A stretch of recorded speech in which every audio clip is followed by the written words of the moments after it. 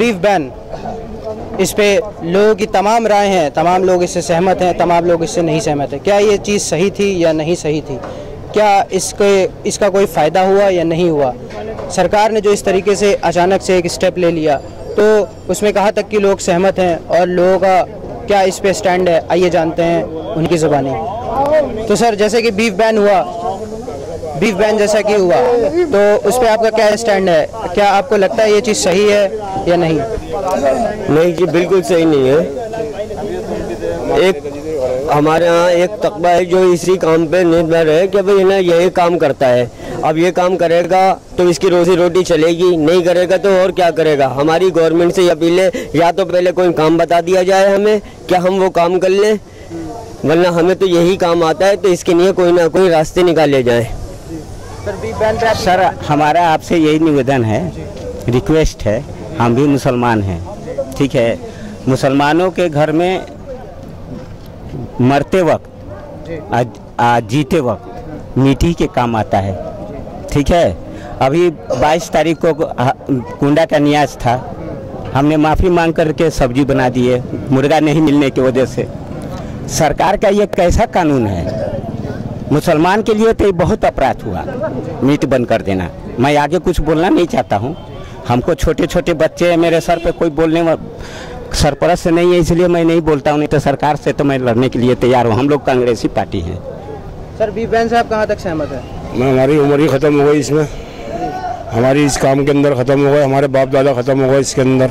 आज हमारे पास हमारा आदमी है काम करने वाले, कम से कम हमारे पीछे 50-60 आदमी है, सारे के सब बेकार है इस काम के, हमारे इस काम के बगैर। सब कोई अपनी नौकरी करना, कोई रिक्शा चला रही है, कोई कुछ कर रही है।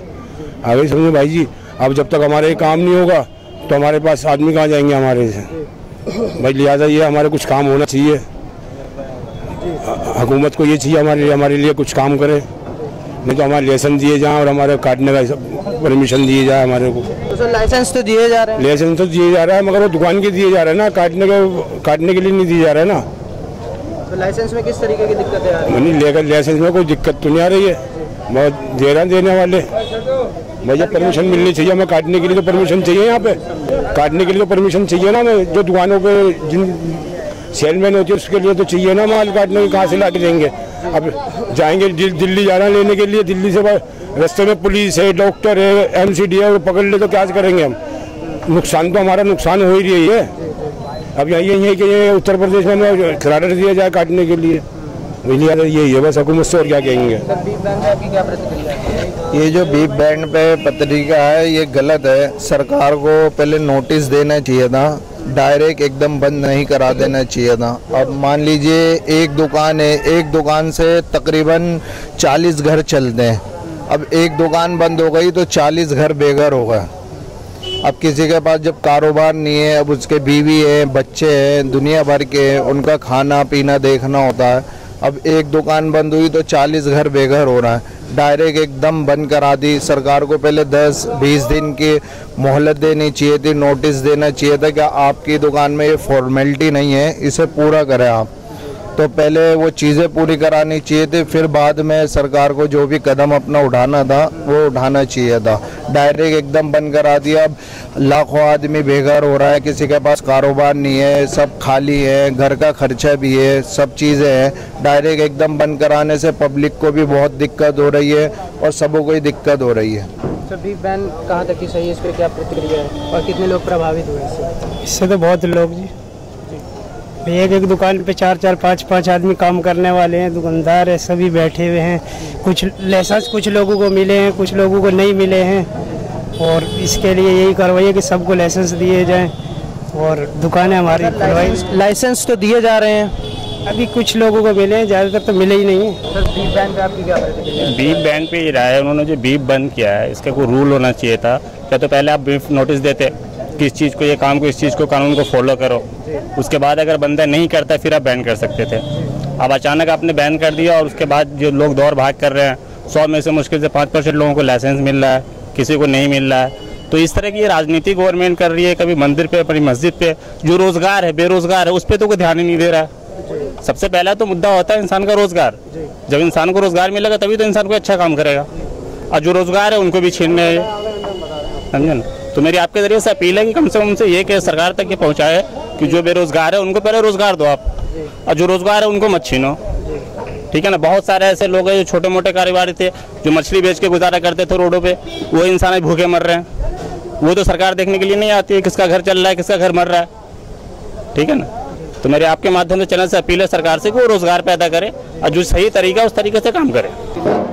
मीट के दुकान तो खुलने ही चाहिए, क्योंकि इनकी जो है पुरानी काम है, इनके कुरेसियों के जो, और इसके अलावा कोई काम नहीं है। इससे जो है बहुत सारे का लेबर भी है, पॉलीथीन वाला भी है, बहुत सारे आदमी इससे जुड़े हुए भी है, उससे रोजी रोटी भी चल रही है। एक ये कि अगर ये बंद हो गई तो बहुत ही का नुकसान भी है। सर जैसे अभी जो बंद हुआ था तो बहुत ही बहुत नुकसान हुआ, हम लोगों को भी नुकसान हुआ। मैं भी सब्जी का ठेली लगाता हूँ, मुँह से पन्नी वाले को भी नुकसान हुआ। हमारे लहसुन अदरक प्याज बिक्री कम हो गई, यही सब हुआ ये सब। हाँ, तो इससे आप लोगों ने फिर उस दौरान क्या किया? जैसे आप लोग बेरोजगार रहे, बैठे रहे ऐसे, जैसे कि 2 रुपये मिलने की जगह पर हमें 1 रुपये मिल रही है। मीठ वाला बात जो लेकर के आप लोग चल रहे हैं, तो देख लीजिए कि यहाँ पर रोड पे इस टाइम में हजारों की संख्या में लोग जाते थे। यहाँ पर लोगों को जगह नहीं मिलता था कि मतलब यहाँ से गुजरे। आज देखिए इधर से उधर पर कैमरा घुमा के देखिए कि कहीं आदमी ना आपको नजर आ रहा है। पूरा ये सारे मीट की है। मीट तो खैर एक मुसलमान एक नाम का है कि मुसलमान खाते हैं, लेकिन खाता हर कम है। लेकिन यहाँ पर हर बिजनेस पर जो है मतलब असर पड़ा है इसका, चाहे सब्जी वाला हो, चाहे प्याज वाले हो, चाहे रिक्शा वाला हो, या किसी चीज का बिजनेस पर सब पे ठप पड़ा गया। इन बेचारों के तो यहाँ पर बाल बच्चे जो है बेरोजगार हो गए हैं, रोटी मांग खाने के लिए मोहताज हो गए हैं। इनका तो कोई सुनने वाला नहीं। मीडिया वाले भी आते हैं, देख करके चले जाते हैं। 2-4 बात आप कहो जी, क्या कहें भाई। किसी टीवी पर नहीं देखा कि रिलीज करते हुए दिखाते हुए, क्योंकि ये मतलब जो है जोगी का सरकार है। मुसलमानों का कोई सुनने वाला नहीं। रात में बिजली काट देता है 1 बजे, 2 बजे तक आदमी को भूनता है घर में, उसके बाद में चालू करता है। बाकी बिजली दोनों हर तरफ रहता है, यहाँ का बिजली गायब होता है। परेशानी है। कम से कम आदमी को अगर और नहीं, अगर 3 टाइम का खाना नहीं मिलता, भोजन ना मिले, एक टाइम तो जरूर मिलना चाहिए, लेकिन किसी को तो 1 टाइम का भी उसको नसीब नहीं है। अब क्या कहें, आप लोग खुद देख लीजिए। इस मार्केट को देखिए, जो यहाँ हजारों के लाखों के तादाद में लोग जुमे के दिन में आते थे। आज के डेट में किसी को कुछ खाने के लिए नहीं मिलता। आते हैं बेचारे भाई, जा रहे हैं नमाज पढ़ने, वहीं खाएंगे कुछ। बेचारे आते हैं होटलों में, झांक लेते हैं कहाँ क्या मिलेगा, कुछ नजर नहीं आता, भाग लेते हैं, भूखे रह जाते हैं। क्या करें, हम लोग की बिजनेस भी है। तो आपको कुछ मालूमात है या आप लोगों ने कुछ किया अपनी बात सरकार तक पहुंचाने के लिए? सरकार तक पहुंचाने के लिए भैया हम लोगों का जो है, हम लोग जुग्गी वाले हैं, हम लोगों का बात का कोई वैल्यू नहीं है। बात तो चलती है सिर्फ जो है उनके जो धर्म से बंधे हुए हैं उन्हीं की। मुसलमानों का कोई गिनती नहीं है। मुसलमानों तो सिर्फ एक वोट बैंक के लिए इस्तेमाल होता है। नाम के लिए मुसलमानों की बात ली जाती है, लेकिन काम कोई नहीं होता। बस जो हालत पे हैं, बाकी आप देखें कि आप लोग क्या तक बात पहुंचा पाते हैं, तो आप लोग की बहुत मेहरबानी होगी कि इस सारी बातों को आप जो जिसने भी जो समस्या आपको बताया उसको भी आप पहुंचावें, ताकि गरीबों को जो इंसाफ मिल सके, उनको रोजी रोटी मिल सके। सर लगभग यहाँ पे कितने लोग प्रभावित हुए होंगे इस चीज से? इस चीज से जो समझ लीजिए कि जितनी आबादी है, ये जुग्गी की मतलब जनसंख्या जो है कम से कम 2 लाख है, जिसमें से जो है 1.5 लाख तो समझिए कि बेरोजगार है। तो जो बेरोजगार हुए इस वक्त आप लोगों ने क्या किया इस दौरान? क्या करेंगे, फैक्ट्री में लोग जाके चक्कर काट रहे हैं, तो किसी को 2 घंटे का काम मिल रहा है, किसी को 4 घंटे का मिल रहा है। क्योंकि वो भी अब जो है मतलब जिनके दिहाड़ी 200 रुपये थे उसको 150 रुपये बताया जाता है, 400 वाले को 300 बताया जाता है। हर तरीके से मतलब गरीबों की मार पड़ रही है। भाई मेरा तो सुझाव ये है कि कोई भी अच्छा काम से कोई भी आदमी मना नहीं करता। अगर मुसलमान अगर गलत अगर करता है तो उसको आप एक रास्ता दे दीजिए कि भाई ये गलत है, ये अच्छा है, यहाँ पर आप लोग रोजी रोटी कमाइए, आप लोग अपने बाल बच्चे का परवरिश कीजिए, उसके लिए कोई रास्ता निकाले। सरकार सोचे इस बात को। ये सबसे पहले मेड बंदी ना करके सबसे पहले शराब बंदी करनी चाहिए थे, जो हर घर परेशान है। हर घर यही दुआ मांगता है कि नशा बंद हो जाए। जिसके घर में एक आदमी भी शराबी है, उसकी पूरी फैमिली यही दुआ मांगती है कि नशा बंद हो जाए, समझे। लेकिन सबसे पहले शपथ लेते ही मतलब उन्होंने वोट नहीं दिया और इन्होंने मेड बंदी शुरू कर दी।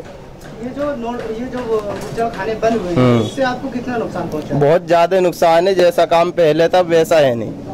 50% का मतलब 50% तो ख़त्म हो गया, काम है ही नहीं मार्केट में। कहीं से उधार लाओ जब खाओ, देख रहे हो गिराक है नहीं तो भीड़ लगी रहती थी इतने टाइम। ये जो 1.5 महीने बुजुर्ग खाने बंद है, इसमें आप लोगों ने क्या किया, क्या रोजगार किया? लाइसेंस वालों के चक्कर काट रहे। लाइसेंस बन जाए, अभी तक बना नहीं है।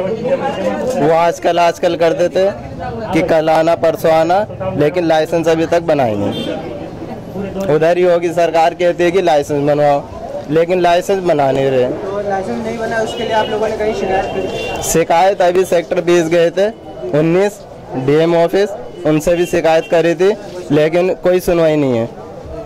2 बार जुलूस निकल के गए यहाँ से, कोई सुनवाई नहीं है। तो आप लोगों के जो स्लॉटर हाउसेस हैं, बूचड़खाने बंद है? अभी बंद है, सारे बंद है। रोजगार बिल्कुल खत्म है, समझे? तो आप लोगों का काम कैसे चल रहा है? काम ये गाजीपुर है, दिल्ली में लगता है, वहाँ से किसी तरह लाते हैं। महंगा मिल रहा है माल, फ़ायदा हो नहीं रहा, कुछ नुकसान ही है। रोजी रोटी खाने के लिए, कमाने के लिए तो कुछ ना कुछ करना ही पड़ेगा। लेकिन ये जो करा है बिल्कुल गलत करा है। जिस चीज़ से लोग परेशान है, नशे से, वो बंद नहीं करके मीट बंदी करके बहुत बड़ी गलती करी है। जो स्लॉटर हाउसेस बंद हुए हैं उस पर आपका क्या प्रतिक्रिया है? देखिए, स्लॉटर बंद होने से काफ़ी तादाद में नुकसान भी है। गरीब आदमी, रोजगार आदमी जो है उस परेशान हाल है, रोजगार बंद पड़ा हुआ है। और जैसे मान लिया नोएडा के अंदर, सेक्टर 8 के अंदर को, नोएडा, पूरे नोएडा में ही काफ़ी हद तक हर चीज़ का, मुर्गा, मछली और तुम्हारा बड़े का, ये सब कुछ पूरी तरीके से बकरा तलक का बंद कर रखा है। तो रोक तो बड़े पे थी, छोटे पे तो कोई रोक नहीं थी, लेकिन प्रशासन ने जो बिल्कुल बैन कर रखा है, अब कुछ होने नहीं दे रहे। तो उससे सारे मजदूर आदमी जो अपने रोजमर्रा की ज़िंदगी जी रहा है, तो उससे परेशान है, उस पर बहुत असर पड़ा है और नुकसान काफ़ी है। जो इस टाइम काम ही पूरा नहीं हो पा रहा, हमारी मजदूरी नहीं हो निकल पा रही। जो बेचते हैं वो उस पर शाम को हमारे लिए बचता ही नहीं है, क्या करें? पेट पालना भारी पड़ रहा है। उसके अलावा और कुछ कर रहे हैं आप लोग कमाई के लिए? कमाई के लिए धंधे दूसरे ढूंढने पड़ेंगे। कहाँ अब जो काम सेट है उस काम सेट रहता, अब दूसरे रोजगार ढूंढने पड़ेंगे, नए सिरे से जमाना पड़ेगा कारोबार को। लाइसेंस की बात हो रही है, क्या लाइसेंस बनवाया आपने? जी, लाइसेंस जो बने हुए पलाए हुए में लाइसेंस बनवा रहा है। जिनके बने हुए रोड पे, फुटपाथ पे कौन लाइसेंस बनवाएगा? हम तो फुटपाथ पे बैठे हुए हैं, फुटपाथ पे तो कोई लाइसेंस है ही नहीं भाई। दिल्ली के अंदर तो केजरीवाल ने पूरा फुटपाथ दे रखा है, कोई कुछ भी करो, कैसे भी करो। लेकिन नोएडा अथॉरिटी में, नोएडा वालों को तो, उत्तर प्रदेश वालों को तो है नहीं अलाउ। तो अब जैसे योगी जी जो फैसला देंगे वो उसको मानना पड़ेगा। तो जैसा कि आपने देखा, लोगों की तमाम तरीके की परेशानियां थी, जिसको सरकार को नज़रअंदाज नहीं करना चाहिए और इसके लिए एक दूसरा समस्या का समाधान इनके लिए निकालना चाहिए और भी तमाम चीज़ें इनको सुविधाएं मुहैया कराना चाहिए। और रही बात लाइसेंस की, तो लाइसेंस लोगों को मिल रहा है, कुछ को नहीं मिल रहा है। अब वो सरकार पर है कि काम तेज़ी से करे और ताकि लोगों का पेट खाली ना रहे, इनकी दुकान वैसी ही चलती रहे, इनके घर बार वैसे ही चलते रहे, इनके भी बच्चे पढ़ें, खेले कूदें जैसे हम सब खेले कूदते हैं। तो इसी के साथ देखते रहिए न्यूज़ मैक्स। शुक्रिया।